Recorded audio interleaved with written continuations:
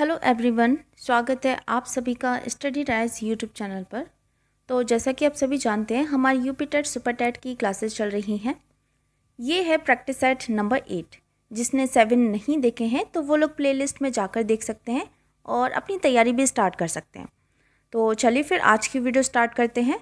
और उससे पहले जो लोग चैनल पर पहली बार आए हैं, चैनल पर पहली बार विजिट कर रहे हैं, तो चैनल को ज़रूर सब्सक्राइब करें, साथ ही साथ बेल आइकन को भी प्रेस कर लें, जिससे कि वीडियो की नोटिफिकेशन आप सभी के पास सबसे पहले पहुंच जाए। और यूपी टेट सुपर टेट के अलावा हमारी यूपी टीजीटी पीजीटी की भी क्लासेस चल रही हैं। जो भी बच्चा इनकी तैयारी कर रहा है तो हमारे यूट्यूब चैनल से ज़रूर जुड़े। तो चलिए फिर आज की वीडियो स्टार्ट करते हैं। तो जो आज हमने जो प्रश्न लिए हैं, ये हमने भाषा के प्रश्न लिए हैं, हिंदी, संस्कृत और इंग्लिश। तो इसमें सबसे पहले जो हिंदी के प्रश्न लिए गए हैं, तो इसमें प्रश्न है, निम्नलिखित गद्यांश को पढ़कर नीचे दिए गए प्रश्नों के उत्तर दीजिए। तो सबसे पहले गद्यांश है, तो चलिए फिर गद्यांश को पढ़ते हैं। सुबह दैनिक अखबार खोलिए, मोटे मोटे शब्दों में पूरे पूरे पेज पर राजनीतिक दलों के नेताओं के झूठ, स्वार्थ और चालबाजी भरे व्यक्तित्वों की खबर महत्व देकर छपी होती है। खून, डाका, बलात्कार, जासूसी तथा हादसों के समाचारों से अखबार भरे होते हैं। लेकिन क्या सचमुच आदमी का अस्तित्व राजनीति और अपराध जगत तक ही रह गया है? क्या आदमियत सिर्फ ब्रिटेन और अमेरिका जैसे देशों के झगड़े और सुलह के सहारे ही पनप रही है? आदमियत तो एक ऐसी अवधारणा है जो सभी को भाईचारे तथा आपसी तालमेल का संदेश देती है। तो ये एक छोटा सा गद्यांश है। अब इसमें इसके क्वेश्चन आंसर दिए हैं।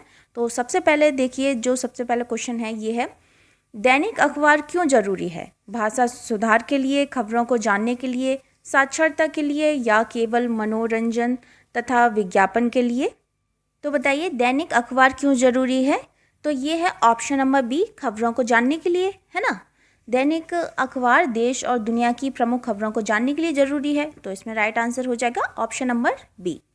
नेक्स्ट क्वेश्चन, आदमियत कैसी अवधारणा है? आपस में झगड़ा करवाने वाली, भाईचारा तथा मेलजोल बढ़ाने वाली, पैसे के लेन देन वाली या फिर सबकी खबर रखने वाली? तो आदमियत ये कैसी अवधारणा है? तो ये है ऑप्शन नंबर बी, भाईचारा तथा मेलजोल बढ़ाने वाली। ठीक है, इसमें राइट आंसर हो जाएगा ऑप्शन नंबर बी।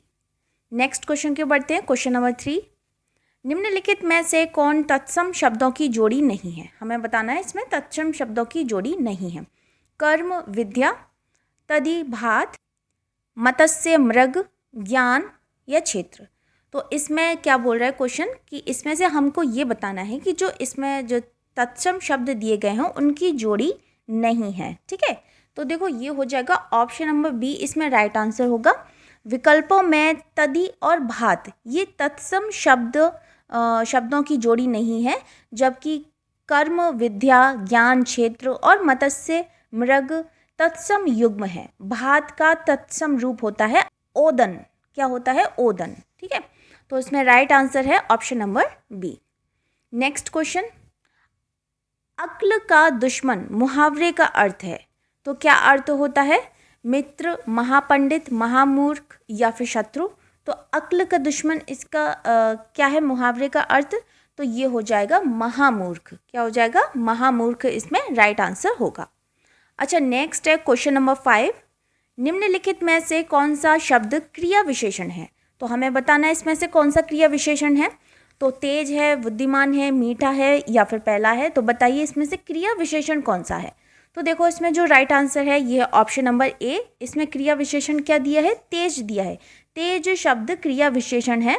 बुद्धिमान, मीठा ये क्या है? ये गुणवाचक विशेषण है। एवं पहला क्या है? ये क्रम सूचक विशेषण है ना। तो इसमें जो राइट आंसर है ये है option number A. Next question number 6, मिठास शब्द में किस प्रत्यय का प्रयोग है? मीठा, ठास, आस या फिर प्यास? तो जो मिठास शब्द है इसमें किस प्रत्यय का प्रयोग हुआ है? तो जो क्वेश्चन नंबर 6 है इसका राइट आंसर क्या होगा? ये है आस। ठीक है, जो शब्दांश शब्दों के अंत में जुड़कर उसके अर्थ में परिवर्तन ला देते हैं या फिर उसकी विशेषता बताते हैं तो वे क्या कहलाते हैं? प्रत्यय कहलाते हैं। जैसे इसमें क्या दिया है उदाहरण? आस। तो आस क्या है? एक इच्छावाचक प्रत्यय इससे बनने वाले शब्द हैं, जैसे कि मिठास, प्यास, निकास, है ना। सब में पीछे क्या आ रहा है, प्रत्यय इसके आस आ रहा है, तो इसमें राइट आंसर क्या हो जाएगा, ऑप्शन नंबर सी इसमें राइट आंसर होगा। अच्छा, अगला है क्वेश्चन नंबर 7, सत्याग्रह का सही संधि विच्छेद है। तो इसमें हमें बताना है सत्याग्रह का सही संधि विच्छेद कौन सा है। तो देखो इसमें जो राइट आंसर है ये है ऑप्शन नंबर डी। सत्याग्रह का सही संधि विच्छेद क्या हो जाएगा, सत्य प्लस आग्रह। तो इसमें right answer option number D. Next है क्वेश्चन नंबर 8, निम्न में से कौन पदबंध का भेद नहीं है, विशेषण पदबंध, अव्यय पदबंध, क्रिया पदबंध या फिर संज्ञा पदबंध। तो इसमें से हमें बताना है कि कौन पदबंध का भेद नहीं है। तो जो इसमें राइट आंसर है ये है ऑप्शन नंबर बी, ये है अव्यय पदबंध। तो जो अव्यय पदबंध है यह पदबंध का भेद नहीं है। कौन कौन से होते हैं, तो देखो संज्ञा पदबंध होता है, विशेषण पदबंध होता है, सर्वनाम पदबंध होता है, क्रिया पदबंध होता है और क्रिया विशेषण पदबंध होता है। तो ये सभी क्या हैं, ये पदबंध हैं। और जो इसमें देखो राइट आंसर है, इसमें हमसे नहीं पूछा था, भेद नहीं है, तो ये है ऑप्शन नंबर बी, अव्यय पदबंध। अच्छा, अगला है क्वेश्चन नंबर 9, राजपुत्र में कौन सा समास है, राजपुत्र में कौन सा समास दिया गया है, तत्पुरुष है, द्विगु समास है, द्वंद्व समास है या फिर कर्मधारय समास है। तो राजपुत्र में कौन सा समास है, बताइए। समास वाला आपने चैप्टर पढ़ा होगा, तो राजपुत्र में कौन सा समास दिया गया है। तो राजपुत्र का क्या होता है, राजा का पुत्र, है ना, क्या होता है, राजा का पुत्र होता है। तो इसमें देखो राइट आंसर क्या हो जाएगा, ऑप्शन नंबर ए इसमें राइट आंसर होगा। जिस समास में अंतिम पद प्रधान होता है उसे हम क्या बोलते हैं, तत्पुरुष समास कहते हैं। अच्छा, सामान्यतः इसमें प्रथम पद क्या होता है, विशेषण होता है, और जो दूसरा पद क्या होता है, वह होता है विशेष्य होता है। तो राइट आंसर है वह क्या है, ऑप्शन नंबर ए इसमें राइट आंसर होगा। जैसे इसके और भी एग्जाम्पल हैं, जैसे ये हो गया राजपुत्र, तो मतलब क्या है, राजा का पुत्र, तो ये षष्ठी तत्पुरुष में आ गया, है ना। और इसके और होते हैं जैसे रोगग्रस्त, तो यानी कि रोग से ग्रस्त, तो ये क्या आएगा, ये तृतीय तत्पुरुष में आ गया। तो जो तत्पुरुष होते हैं उसके भी 6 भाग होते हैं, है ना। तो इसमें जो राइट आंसर है ये है ऑप्शन नंबर ए इसमें राइट आंसर होगा। अच्छा, अगला है क्वेश्चन नंबर 10, पक्ष का तद्भव रूप है, पंक्षी है, पखेरु है, पंख है या फिर इनमें से कोई नहीं। तो जो शब्द पक्ष दिया है इसका तद्भव रूप क्या हो जाएगा, ये हो जाएगा ऑप्शन नंबर सी, पंख हो जाएगा। क्या हो जाएगा, ऑप्शन नंबर सी, पंख हो जाएगा। अच्छा, अगला है क्वेश्चन नंबर 11, जुगुप्सा किस रस का स्थायी भाव है, जो जुगुप्सा है वह किस रस का स्थायी भाव है। तो इसमें ऑप्शन दिए हैं अद्भुत, भयानक, भीवत्स या फिर रौद्र। तो जुगुप्सा किसका है, यह है भीवत्स रस का स्थायी भाव है, ठीक है, भीवत्स रस का स्थायी भाव है। तो इसमें देखो अदर जो ऑप्शन है उसमें देखो अद्भुत रस, तो अद्भुत रस का क्या होता है स्थायी भाव, ये होता है विस्मय होता है। भयानक रस का क्या होता है, भय होता है। रौद्र रस का क्या होता है स्थायी भाव, तो ये होता है क्रोध होता है ना। तो इसमें जो राइट आंसर है ये है ऑप्शन नंबर सी। नेक्स्ट है क्वेश्चन नंबर 12, जिसका शत्रु पैदा ना हुआ हो के लिए एक शब्द है, जिसका शत्रु क्या है, पैदा ना हुआ हो, उसके लिए एक शब्द है। तो क्या है, शत्रुहीन है, अशत्रु है, निशत्रु है या फिर अजात शत्रु है। तो जिसका शत्रु पैदा ना हुआ हो उसके लिए एक शब्द है, उसको हम बोलते हैं अजात शत्रु। क्या बोलते हैं, अजात शत्रु बोलते हैं। नेक्स्ट है क्वेश्चन नंबर 13, चरण कमल बंदो रघुराई में अलंकार है, कौन सा है, श्लेष है, उपमा है, रूपक है या फिर रूपकातिशयोक्ति है। तो चरण कमल बंदो रघुराई, इसमें कौन सा है अलंकार, तो ये हो जाएगा ऑप्शन नंबर सी, रूपक अलंकार हो जाएगा। तो प्रस्तुत पंक्ति में रूपक अलंकार है, जहाँ क्या होता है, रूपक अलंकार क्या होता है, जहाँ उपमेय को उपमान के रूप में कर दिया जाए वहाँ क्या होता है, रूपक अलंकार होता है। जहाँ एक ही शब्द के अनेक अर्थ निकले वहाँ क्या हो जाता है, वहाँ श्लेष अलंकार होता है ना। और जहाँ एक वस्तु की तुलना अगर हम दूसरे वस्तु से समान गुण भाव के कारण की जाए तो वहाँ क्या होता है, वह उपमा अलंकार होता है। और जहाँ केवल उपमान के कथन द्वारा उपमेय का बोध कराया जाए तो वहाँ क्या होता है, ये होता है रूपकातिशयोक्ति अलंकार होता है। ठीक है, तो सबके बारे में हो गया। तो देखो इसमें जो राइट आंसर है ये है ऑप्शन नंबर सी, रूपक अलंकार। नेक्स्ट क्वेश्चन नंबर 14, निम्नलिखित में से कौन सा शब्द बहुवचन है, पौधा है, लड़का है, प्राण है या फिर पुस्तक है। तो बहुवचन आप जानते हैं, एक वचन बहुवचन। तो इसमें से बताइए कि बहुवचन कौन सा है। तो देखो इसमें जो राइट आंसर है ये ऑप्शन नंबर सी इसमें राइट आंसर होगा। क्या है? प्राण।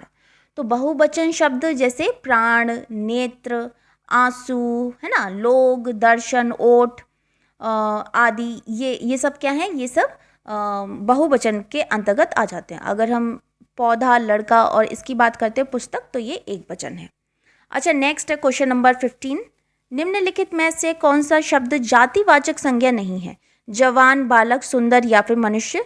तो इसमें क्या है? जातिवाचक संज्ञा नहीं है। तो देखो इसमें है ऑप्शन नंबर सी इसमें राइट आंसर होगा। हमसे पूछा है जातिवाचक संज्ञा नहीं है ना। जातिवाचक संज्ञा के क्या उदाहरण है? जवान, बालक, मनुष्य, गाय, कोमल, भूकंप, वर्षा, दवात आदि, ये सब क्या है? ये सभी जातिवाचक संज्ञा के एग्जाम्पल हैं, जिसमें क्या हो रहा है? एक जाति का बोध होता है। जबकि इसमें अदर ऑप्शन क्या है? सुंदर शब्द किसी व्यक्ति, वस्तु की विशेषता बताता है। जैसे कमल बहुत सुंदर है, तो ये क्या है? ये एक वस्तु की क्या बता रहा है? विशेषता बता रहा है कि जो कमल है वह क्या है? सुंदर है ना। तो इसमें जो राइट आंसर है ये है ऑप्शन नंबर सी इसमें राइट आंसर होगा। नेक्स्ट है क्वेश्चन नंबर 16। अब ये संस्कृत के क्वेश्चन आ गए हैं। तो क्वेश्चन नंबर 16 देखिए, निम्नांकित में से कौन द्विकर्मक धातु नहीं है? इसमें से कौन द्विकर्मक धातु नहीं है? तो 16 का बताइए राइट आंसर क्या होगा। तो इसमें देखो 16 का जो राइट आंसर है ये ऑप्शन नंबर सी, मन। ठीक है। कुल 16 धातुएं द्विकर्मिक कही गई हैं। ठीक है, कुल कितनी है? 16 धातुएं द्विकर्मिक कही गई हैं। तो इसमें जो राइट आंसर है वह ऑप्शन नंबर सी इसमें राइट आंसर होगा। नेक्स्ट है क्वेश्चन नंबर 17। शत प्रत्यय युक्त पद है, तो कथित है, कतुर्म है, पठन है या पठित्वा है। तो क्या हो जाएगा क्वेश्चन नंबर 17 का आंसर? तो ये हो जाएगा ऑप्शन नंबर सी, पठन हो जाएगा। क्या हो जाएगा? ऑप्शन नंबर सी इसमें राइट आंसर होगा। अच्छा, नेक्स्ट बढ़ते हैं क्वेश्चन नंबर 18। अंतस्तः वर्ण है।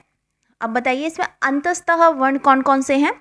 श, श, स, ह, य, र, ल, व, छ, त्र, ज्ञ या फिर क, ख, ग, घ। तो अंतस्तः वर्ण इसमें कौन से दिए गए हैं? तो ये दिए गए हैं ऑप्शन नंबर बी, य, र, ल, व। ठीक है, अंतस्तः वर्ण य, र, ल, व है।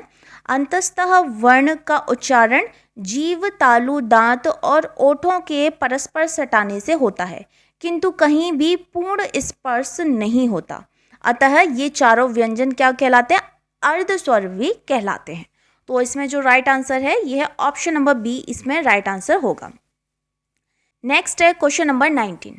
सह अत्र तिष्ठेत रेखांकित शब्द में मूल धातु तथा लकार हैं।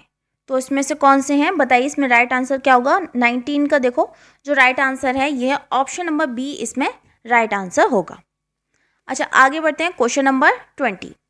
नैन छिदन्ति शस्त्राणि नैनम दहति पावकः न चैवं क्लेदयन्त्यापो न शोषयति मारुतः। तो प्रस्तुत श्लोक किस ग्रंथ से लिया गया है? इसमें हमें बताना है ये जो श्लोक दिया है यह किस ग्रंथ का है? श्रीमद् भागवत गीता का है या फिर ऑप्शन है नीति शतकम का है, भामिनी विलास का है या फिर कुमार संभवम का है। तो किसका है ये प्रस्तुत श्लोक? तो देखो जो 20 का जो राइट आंसर है ये है option number A, Shrimad Bhagavat Gita का श्लोक दिया गया है। इसमें right answer option number A हो जाएगा। नेक्स्ट है क्वेश्चन नंबर 21।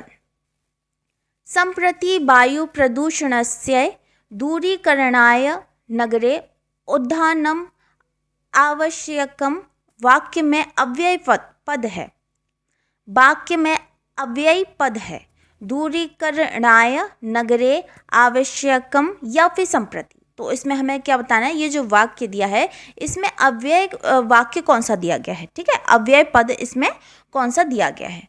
तो देखो ये हो जाएगा 21 का right answer option number D हो जाएगा। क्या हो जाएगा? ऑप्शन नंबर डी इसमें राइट आंसर होगा। नेक्स्ट क्वेश्चन की बढ़ते हैं क्वेश्चन नंबर 22। दृश धातु लोट लकार मध्यम पुरुष द्विवचन का रूप है। तो इसमें बताइए 22 का राइट आंसर क्या होगा? तो ये हो जाएगा ऑप्शन नंबर ए पश्यतम हो जाएगा। ठीक है, क्या हो जाएगा? पश्यतम इसमें राइट आंसर होगा। नेक्स्ट है क्वेश्चन नंबर 23, सकार का शकार से योग होने पर क्या परिवर्तन होता है? सकार का रेफ हो जाता है, सकार का शकार हो जाता है, सकार का सकार हो जाता है, या फिर सकार का विसर्ग हो जाता है।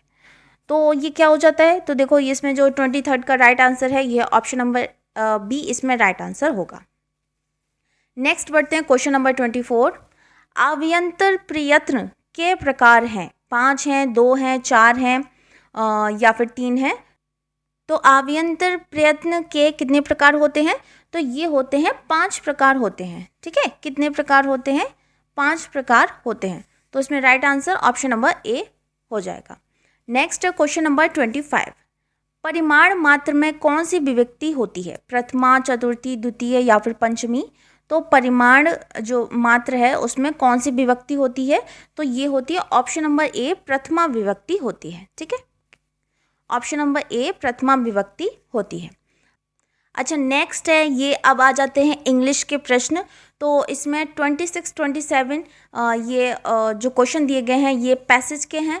तो इसमें एक छोटा सा पैसेज दिया गया है, तो आप इसको रीड कर लेना, क्योंकि देखो पैसेज तो आता है चाहे हिंदी हो या फिर इंग्लिश हो, तो पैसेज तो आपको दोनों में देखने को मिलेगा। तो आप पैसेज की जितनी ज़्यादा प्रैक्टिस करेंगे, जितने ज़्यादा आप उसको सॉल्व करेंगे, तो वह आपका बहुत ही अच्छा हो जाएगा और इसमें मार्क्स भी काफ़ी अच्छे कवर हो जाते हैं। ठीक है, 2-3 क्वेश्चन तो पूछता ही है पैसेज से। तो ये एक छोटा सा पैसेज है, आप इसको रीड कर लेना। उसके बाद इसके क्वेश्चन आंसर हैं, तो वो मैं क्वेश्चन आंसर आपको बता देती हूँ। ठीक है, तो देखो इसमें सबसे पहले जो क्वेश्चन दिया है ये है क्वेश्चन नंबर 26, रहमत Ali is most likely a burglar, a policeman, a night watchman या फिर अ जॉगर। तो इसमें कुछ रहमत अली के बारे में दिया होगा, तो उसे सबसे ज़्यादा क्या पसंद है? तो इसमें देखो जो राइट आंसर है ये ऑप्शन नंबर ए हो जाएगा। ठीक है, क्या हो जाएगा? ऑप्शन नंबर ए इसमें राइट आंसर होगा। नेक्स्ट है question number 27, what kind of a person was रहमत अली और सीरियली। तो ये कैसे पर्सन थे? तो slow and study, lazy and indecisive, reflective in nature या फिर बोल्ड एंड डिजर्व। तो ये इसमें देखो जो 27 का जो राइट आंसर है ये है ऑप्शन नंबर बी इसमें राइट आंसर होगा। ठीक है, ऑप्शन नंबर बी इसमें सही आंसर हो जाएगा। अच्छा, अब है question number 28 to 29, 4 alternative are given for the idiom phrases. तो इसमें ईडम फ्रेजेस दिए गए हैं। तो देखो 28 हम देखते हैं, question number 28, John was as good as his word and came on time for the meeting. तो इसमें ऑप्शन है a promising young man, convincing, able to fulfil his promise या फिर पंक्चुअल। तो 28 का जो राइट आंसर है ये है option number C, able to fulfil his promise. Next है question number 29, I was asked to take a hike for a comment I made. Think, be quiet, take a break या फिर leave. तो 29 का क्या answer होगा? तो ये हो जाएगा ऑप्शन नंबर डी, लीव हो जाएगा। ठीक है, नेक्स्ट है question number 30, which of the following words is the antonyms of the word auspicious. तो हमें बताना है कि इसका एंटोनिम क्या होगा, यानी कि विलोम शब्द क्या होगा। तो ऑप्टिकल है, ऑरिक्यूलर है, ओमनियस है या फिर ऑस्टेर है। तो इसमें 30 का राइट आंसर क्या होगा? तो देखो जो 30 का राइट आंसर है ये ऑप्शन नंबर सी इसमें राइट आंसर हो जाएगा। नेक्स्ट है fill in the blank in the following sentence by choosing the most appropriate alternative. The story is too fantastic to be dash, praise worthy, readable, credible या फिर false. तो 31 का right answer क्या हो जाएगा? तो ये हो जाएगा ऑप्शन नंबर सी इसमें राइट आंसर हो जाएगा। The story is too fantastic to be credible. ठीक है, नेक्स्ट है question number 32, choose the alternative which can be substitute for the following, time after twilight and before night. इसमें option है evening है, dawn है, dusk है या फिर इक्लिप्स है। तो 32 का जो राइट आंसर है ये ऑप्शन नंबर सी, डस्क इसमें राइट आंसर होगा। Time after twilight and before night is dusk. ठीक है, नेक्स्ट है fill in the blanks. Ritu is dash most active girl in dash family. तो इसमें आर्टिकल का प्रश्न दिया है, तो इसमें क्या आ जाएगा, रितु इज डैश, इसमें क्या आएगा 33 में। तो देखो 33 का जो राइट आंसर है ये ऑप्शन नंबर बी हो जाएगा। Ritu is the most active girl in the family. ठीक है, तो इसमें राइट आंसर क्या होगा, ऑप्शन नंबर बी। नेक्स्ट है question number 34। Quarried means extract measure of capacity used in glass window या फिर फ्लोर टाइल। तो इसका मतलब क्या होता है, तो देखो 34 का जो आंसर है ये है ऑप्शन नंबर ए, एक्सट्रैक्ट। क्या हो जाएगा, ऑप्शन नंबर ए, एक्सट्रैक्ट हो जाएगा। Quarry means to extract material such as stone, slate, marble etcetera from an open pit. तो उसमें राइट आंसर क्या है, ऑप्शन नंबर ए इसमें राइट आंसर है। Next question number 35। Choose the correct meaning of the following phrases. Foot the bill, to tear the bill, to kick the bill, to pay या फिर to throw the bill. तो 35 का देखो जो सही answer है ये है ऑप्शन नंबर सी, टू पे।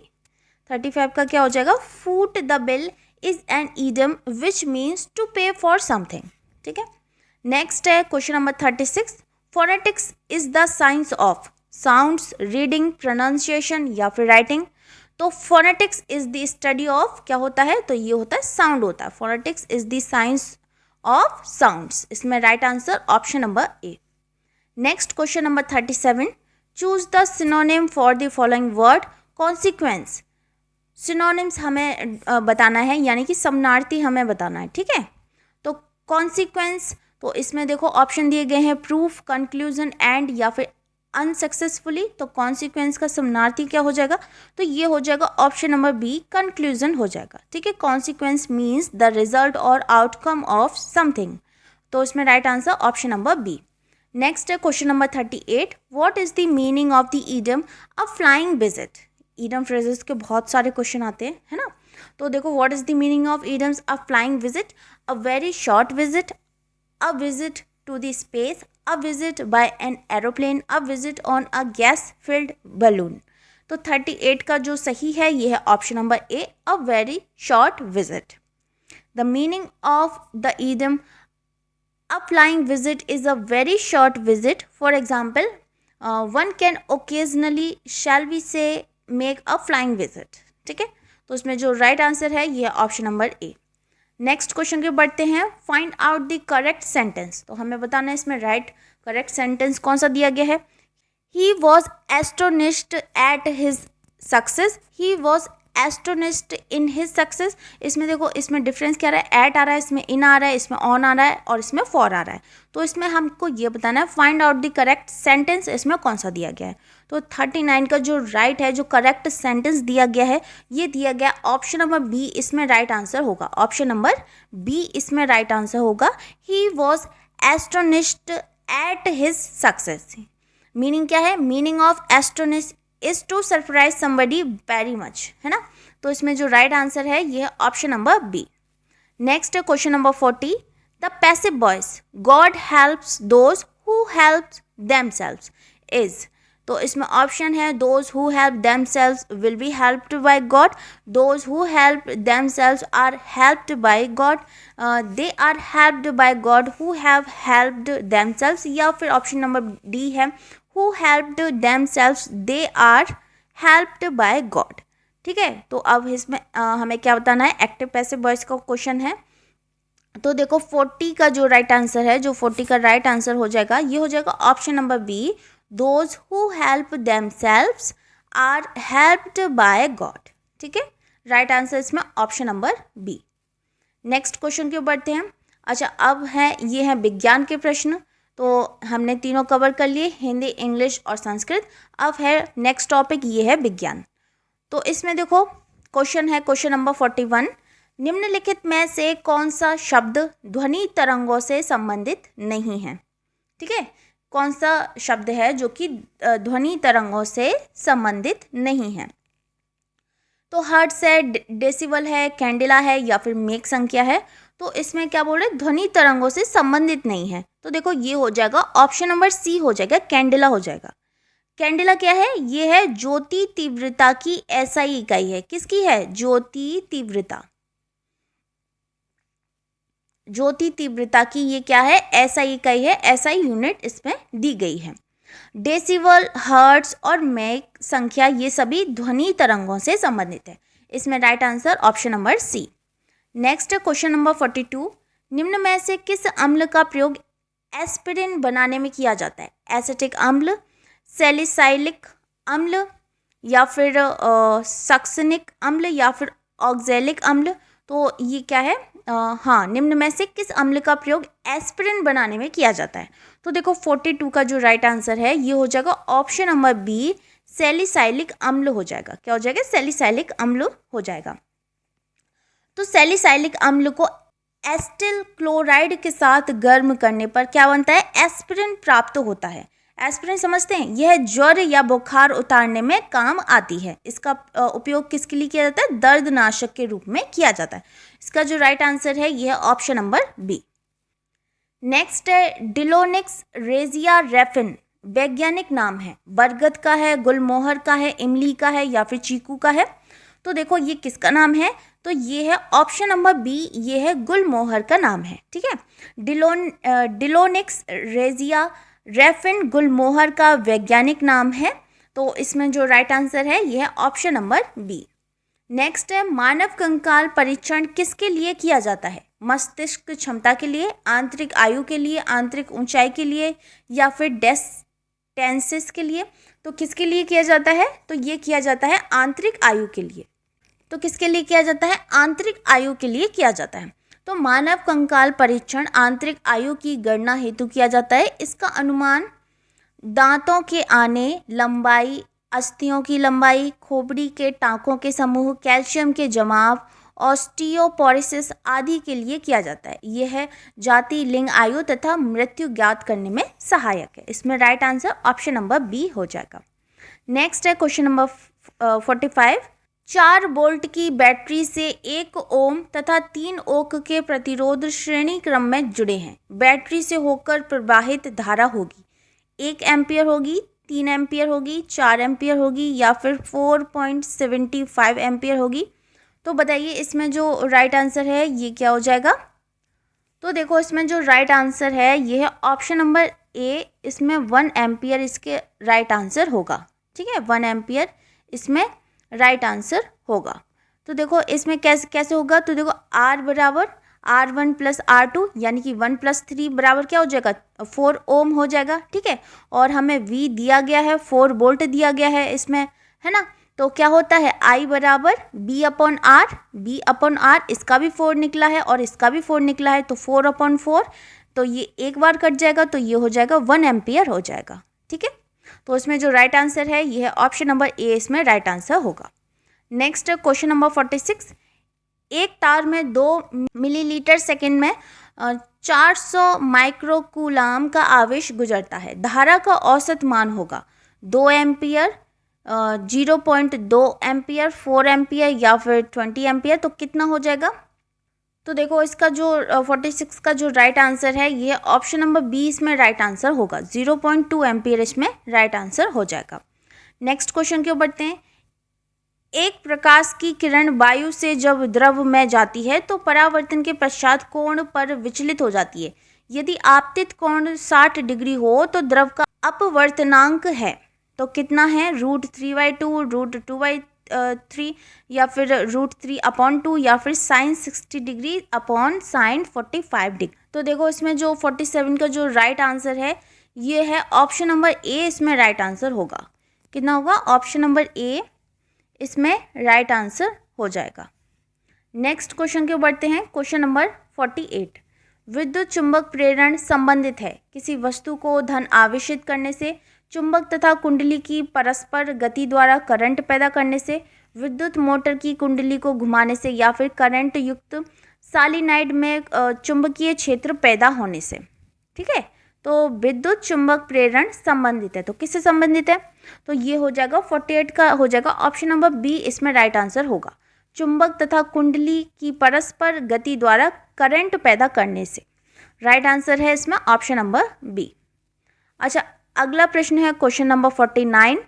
ध्वनि ऊर्जा को विद्युत ऊर्जा में बदलती है लाउड स्पीकर, माइक्रोफोन, ट्रांसफार्मर या फिर विद्युत मोटर। तो क्या है, ध्वनि ऊर्जा को किस में कन्वर्ट करना है, विद्युत ऊर्जा में बदलती है। तो क्या बदलती है, तो ये बदलती है माइक्रोफोन। क्या बदलती है, माइक्रोफोन। इसमें राइट आंसर है ऑप्शन नंबर बी, इसमें राइट आंसर होगा। नेक्स्ट क्वेश्चन के बढ़ते हैं और आज का लास्ट क्वेश्चन है क्वेश्चन नंबर 50। 1 किलोवाट प्रति घंटा के बराबर है 36 into 10 to the power 5 joule, 36 into 10 to the 3 joule, 10 to the power 3 joule या फिर 10 टू द पावर 5 जूल। तो किसके तो 1 किलोवाट प्रति घंटा के बराबर है। तो इसमें देखो जो सही है, जो राइट आंसर दिया गया है ये है ऑप्शन नंबर ए, इसमें राइट आंसर होगा। ऑप्शन नंबर ए इसमें राइट आंसर होगा। ठीक है, तो इसमें क्या है, 1 किलो प्रति घंटा। तो ये क्या हो जाए, 60 into 60 into 10 to the power 3 हो जाएगा और इसको इंटू करेंगे, मल्टीप्लाई करेंगे तो ये आ जाएगा 36 into 10 to the power 5 joule आ जाएगा। ठीक है, तो इसमें जो राइट आंसर है ये है ऑप्शन नंबर ए, इसमें राइट आंसर हो जाएगा।